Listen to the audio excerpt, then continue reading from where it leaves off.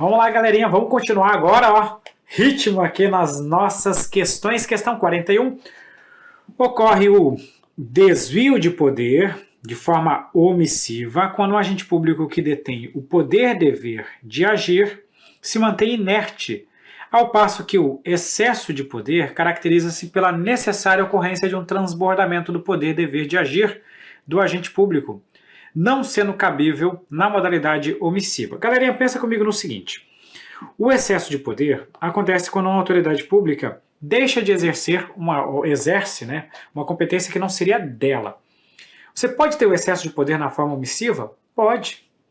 Pode ter o excesso de poder na forma omissiva. Imagina que determinada pessoa recebe um requerimento que ela não tem competência para decidir aquela matéria. E ela segura esse processo. Quando você segura esse processo, de certa forma, isso aqui está quase configurando como uma negativa. E ele não é competente para decidir esse processo, ela tinha que caminhar esse processo para frente. Então isso também é um excesso de poder. Ele está agindo fora das suas competências legais. Por quê? Porque a competência dele era encaminhar o processo adiante. Quando ele, por si só, sem ter competência para decidir aquela matéria, segura o processo, ele está também violando as suas regras de competência. Inclusive, a competência pública é irrenunciável. Quando você deixa de exercê-la, isso de certa forma também é um vício de competência. Então também dá para a gente colocar isso aqui como um excesso de poder. E ele ainda fala assim, ó, o desvio de poder de forma omissiva, quando o agente público que detém o poder dever de agir, se mantém inerte. Isso não é desvio de poder. Isso é um vício de competência. Eu não exerci a minha prerrogativa. Então, pelo sim ou pelo não, essa questão tem algumas falhas e por isso que ela está errada. Questão 42. Em decorrência do poder hierárquico, é lícita a avocação por órgão superior em caráter ordinário por tempo indeterminado. Pessoal, a avocação, que é quando o superior atrai para si a competência do subordinado, é uma medida que é excepcional, é uma medida que é temporária, e é uma medida que exige motivos relevantes. Então ela é excepcional, temporária e por motivos relevantes. Então ela não é ordinária, não é por tempo indeterminado e, consequentemente, essa questão aqui já está errada, né? Então, bem simples de a gente pegar. E quando você avoca, você, de certa forma, está desprivilegiando o seu subordinado, né? Imagina, vou pegar um exemplo assim que não é dos melhores do mundo, né? Você pega lá, vamos pegar aqui um jogo de videogame. Meu filho tá jogando videogame e eu tô ali só de butuca olhando ele jogando, tal. Aí tem uma fase lá que ele passa, tem uma outra que ele passa. Aí de repente eu falo pra ele, não filho, vem cá, deixa eu só resolver isso aqui pra você, que eu vi que a fase era muito difícil e quis passar a fase pra ele. Opa, mas calma aí. Eu posso fazer isso num caso muito excepcional. Se eu fizer isso o tempo todo, o menino vai ficar emburrado e com muita razão, né? Ô pai, que coisa é essa aí? Deixa eu fazer meu joguinho aqui. Então por isso que é uma medida bastante excepcional. 42, errado. 43. Configura abuso de poder regulamentar a edição de regulamento por chefe do Poder Executivo, dispondo sobre obrigações diversas nas contidas em lei regulamentada, ainda que sejam obrigações derivadas. O primeiro ponto que eu quero trazer para vocês é o seguinte, tá? A questão falou ali, abuso de poder, mas calma, nós não estamos falando daquele abuso de poder que nós já estudamos em outro momento. O abuso de poder lá, do excesso de poder e do desvio de poder, não é esse daqui. A expressão abuso aqui até pode ser um pouquinho disso, mas no sentido de que você está regulamentando fora das suas competências. Você está abusando, até um excesso também. Você está excedendo da sua competência de regulamentar. Como assim, professor, exceder da competência regulamentar? Vamos pensar na seguinte situação. Quando nós falamos do poder regulamentar, quando nós estudamos o poder regulamentar, nós sabemos que o poder regulamentar é uma prerrogativa de ditar atos normativos secundários. O que são atos normativos secundários? Os atos normativos secundários são aqueles atos normativos que não podem inovar no ordenamento jurídico, certo? Isso seria o que nós chamaríamos de atos normativos secundários. É isso aqui que vem o nosso poder regulamentar. O que a questão está falando? Que seria um abuso do poder regulamentar editar um regulamento dispondo de obrigações diferentes das contidas na lei. Se a obrigação é diversa da obrigação que está contida na lei, isso é um abuso, porque você estaria inovando. Então, até aqui, até aqui, vamos pegar e fazer o seguinte, eu vou pegar e vou fazer assim, risca isso aqui e risca isso aqui. Até aqui a questão está certa, certíssima a questão e ponto final, tá? A questão está certa, até aqui está certa. Mas deixa eu apagar e deixa eu ver que ela abriu uma coisa aqui. Ainda que sejam obrigações derivadas... Opa, calma aí. O que é essa história de obrigações derivadas? Obrigações derivadas em si não é propriamente inovar no ordenamento jurídico. Eu não estou inovando no ordenamento jurídico nesse tipo de situação. Essas obrigações derivadas, elas são conhecidas como obrigações secundárias. E são obrigações que elas só existem por causa da obrigação primária. É igual assim, a determinada lei diz que você, para dirigir, tem que atender a certos requisitos. Isso está na lei. Isso é a norma primária, é a lei, ela está inovando no ordenamento jurídico.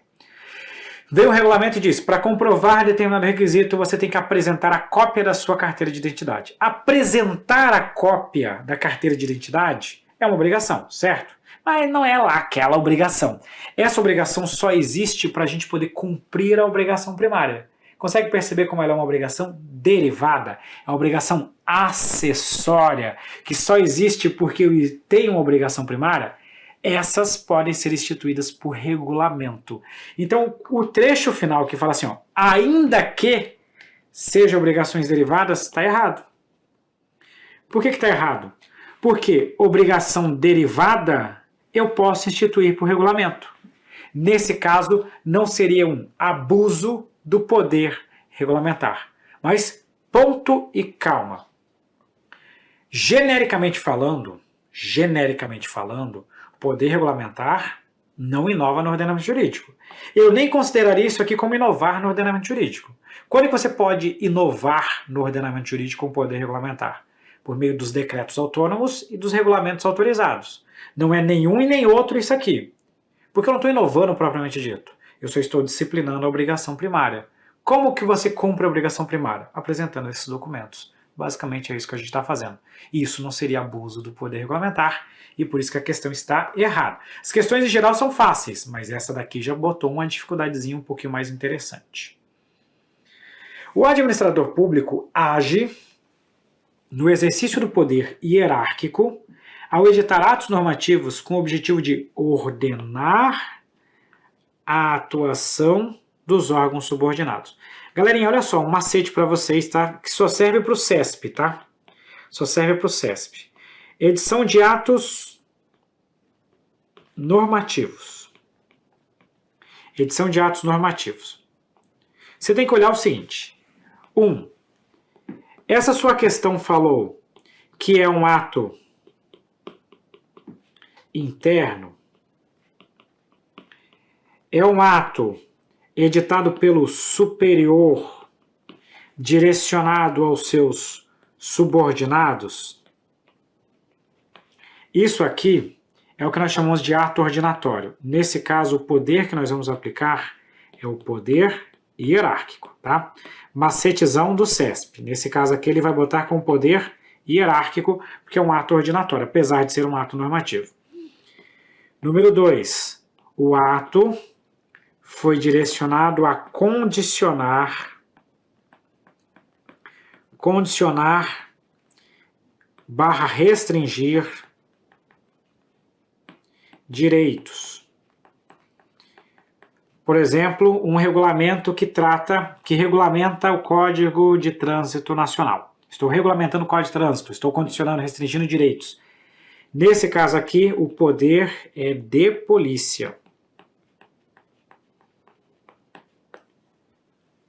E, por fim, as demais normas aí sim você vai marcar poder regulamentar / poder normativo, tá? E ainda tem aquelas polêmicas sobre regulamentar e normativo. Isso aqui é o que a gente tem observado nas questões do CESP. É claro que o CESP, às vezes, eles seguem uma linha e de repente do nada eles mudam, mas mais ou menos o CESP faz nessa linha. Nos dois primeiros aqui também seria normativo? Também seria normativo, mas o CESP tem mais ou menos essa tendência de fazer dessa forma. Vai ser sempre assim? Não sei, mas nas questões pretéritas é assim que o CESP costuma resolver o seu assunto. Então aqui de fato nós temos presença do nosso poder hierárquico e por isso que essa questão aqui está corretíssima, tá bom? Vamos para a questão 45. O alvará de licença e o alvará de autorização concedidos pela administração constituem meio de atuação do poder. Alvará de licença e de autorização são atos de consentimento. Esses atos de consentimento constituem o poder de polícia. É a anuência prévia que o Estado faz para que você possa exercer uma atividade. Qual que é a diferença dos dois? A licença é um ato vinculado, a autorização é um ato discricionário. Essa que é a diferença desses dois. Gabarito letra D. Tá? As demais aqui já fica óbvio que não seriam. 46. O abuso de poder, que inclui abuso de poder inclui o excesso e o desvio, excesso de poder e desvio de finalidade, até aqui tudo certo. Não decorre de conduta omissiva, também está velha, né? O abuso de poder pode acontecer por ação, ou seja, um ato comissivo, / omissão, uma conduta omissiva. Então está errada a questão 46.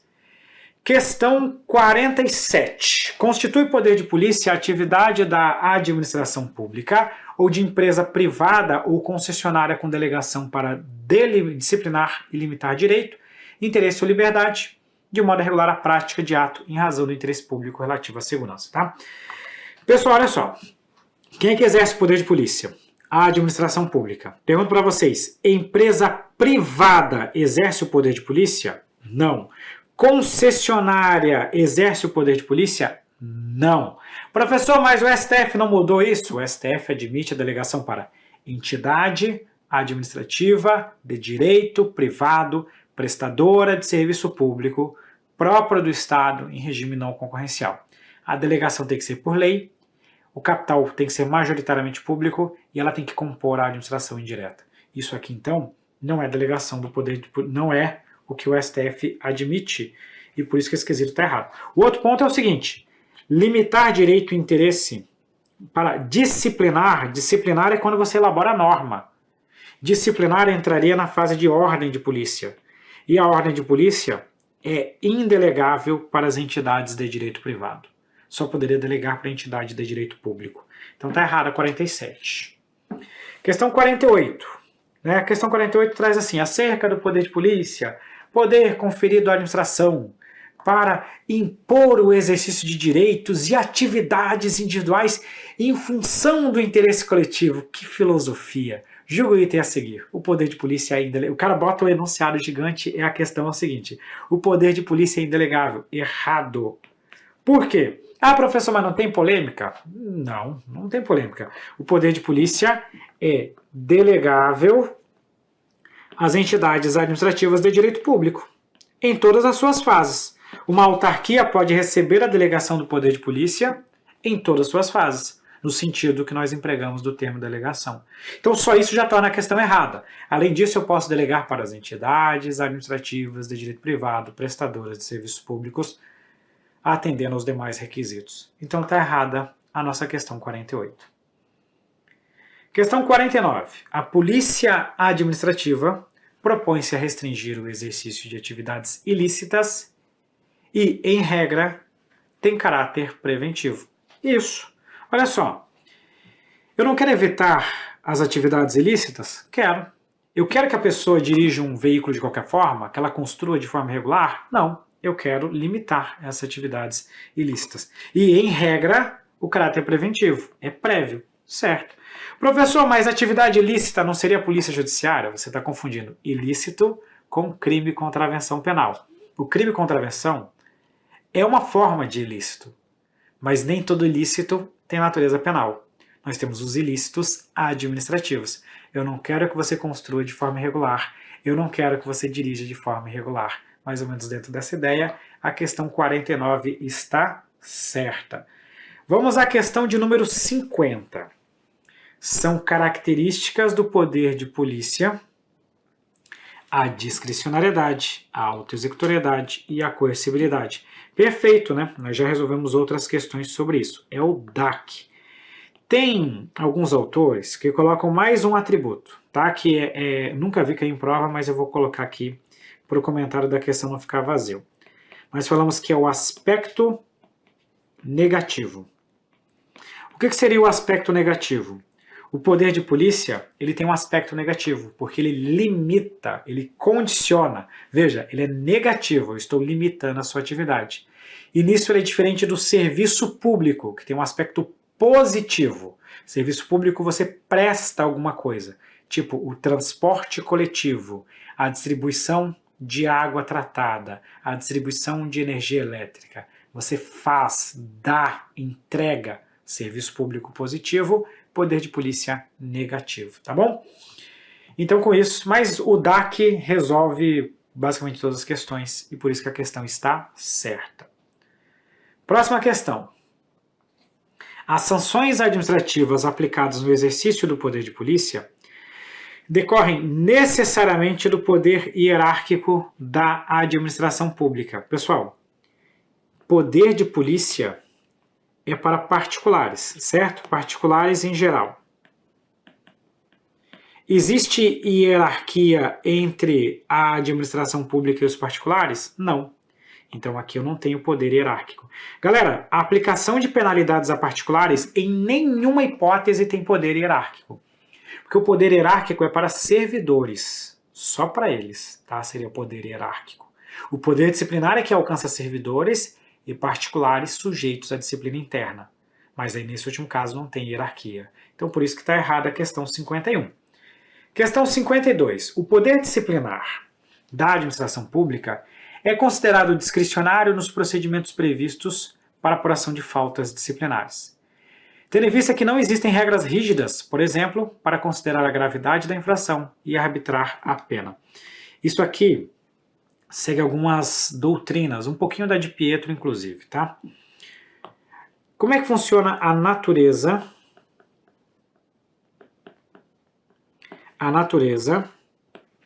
do nosso poder disciplinar? Vamos lá. Nesse caso aqui, nós costumamos falar que o poder disciplinar, ele tem uma parte discricionária e uma parte vinculada. Quando que fica a parte discricionária? Normalmente nós falamos que existe discricionariedade quanto ao enquadramento da conduta e também em relação a, eu vou usar a expressão assim, ó, dosimetria. Às vezes você tem uma margem de liberdade. É só pensar na pena de suspensão. A pena de suspensão, aqui enquadramento a gente chama também de capitulação. A pena de suspensão ela é de até 90 dias. Eu tenho uma margem de liberdade nesse caso. Eu tenho uma discricionariedade na hora de definir o conteúdo. E ela é vinculada quanto ao quê? Quanto ao dever de apurar, porque se chega ao meu conhecimento uma irregularidade, ou uma suposta irregularidade, eu tenho que verificar. Chegou uma denúncia, eu tenho que apurar. E quanto ao dever de punir, eu tenho que punir o agente se comprovada a irregularidade. Claro, se ele não cometeu, eu não vou punir, mas se comprovada, eu tenho que aplicar a sanção. E o que a questão está falando? Ela está falando assim, ó, o poder disciplinar da administração é considerado discricionário nos procedimentos previstos para apuração de faltas administrativas. O que isso aqui quer dizer? O procedimento disciplinar, ele tem natureza administrativa. Significa dizer que, nesse caso, ele não tem tanto rigor. Eu tenho que conceder o contraditório para a defesa, eu tenho algumas regras definidas em lei? Sim, mas eu não tenho uma absoluta. A lei não define tudo que vai funcionar. Quer um exemplo?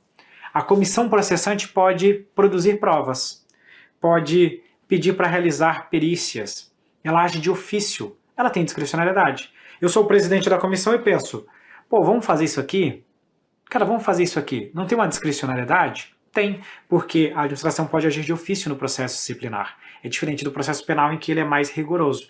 Então, eu tenho uma discricionariedade? Tenho. Ah, é limitada? É, mas toda discricionariedade é limitada. Porque um monte de gente vai falar, professor, mas tem limitações, a lei, o Estatuto do Servidor traz algumas regras?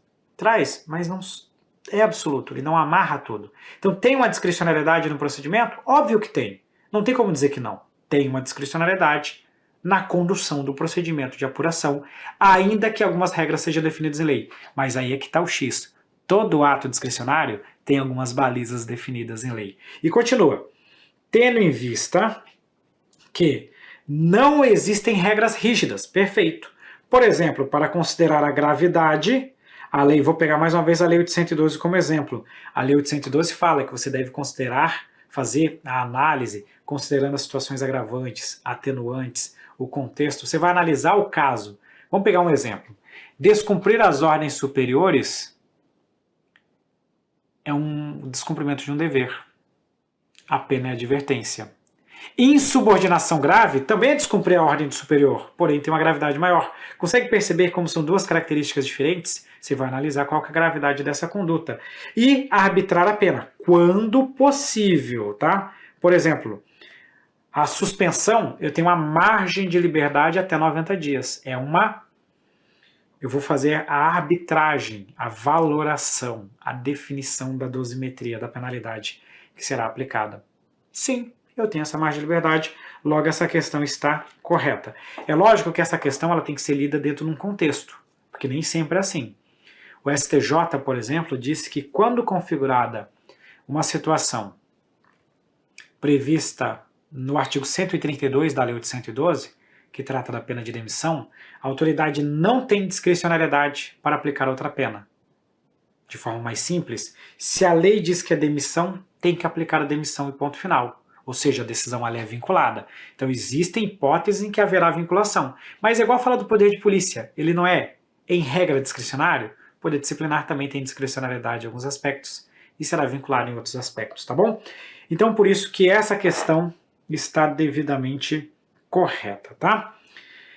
Avançamos para 53. Decorre do poder disciplinar a prerrogativa da administração pública de punir internamente infrações funcionais de seus servidores. Vamos lá. Punir internamente, ok, servidores, beleza.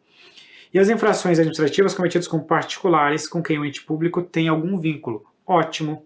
Isso aqui é poder disciplinar? É.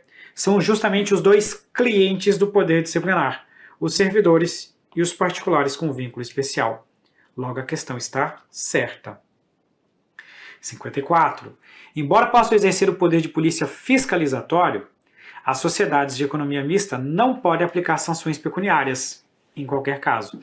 Pessoal, em nenhum caso, sociedade de economia mista pode aplicar sanções pecuniárias, lembrando o seguinte, quando nós vamos falar da delegação do poder de polícia, as entidades administrativas de direito privado, o STF entendeu que é possível fazer a delegação. Aí ele foi lá e colocou para a gente uma série de requisitos, né? A delegação tem que ser feita por lei, a entidade tem que ser prestadora de serviço público e etc e tal. Vou desconsiderar os requisitos aqui porque não é o cerne dessa questão, tá? O cerne dessa questão aqui é debater as fases que são passíveis de delegação. Quais são as fases passíveis de delegação? São 3, tá? Você pode delegar o consentimento, que é a anuência prévia do Estado, a fiscalização, por exemplo, a realização de uma blitz de trânsito, e a sanção, que é a aplicação da penalidade. Não pode delegar a ordem de polícia. Se ela for de direito público, até a ordem de polícia poderia ser delegada, mas se ela é de direito privado, eu não posso delegar a ordem de polícia, tá? Então é isso que o STF entendeu. Então, sanção pecuniária. Uma sociedade de economia mista pode aplicar? Depende. Se ela for prestadora de serviço público em regime não concorrencial, Pode. Então eu não posso dizer que é em qualquer caso. Óbvio que essa questão é uma questão adaptada, né? Porque em 2018 ainda não tinha essa decisão do STF, tá? Então por isso que a questão está errada. Vamos à questão 55.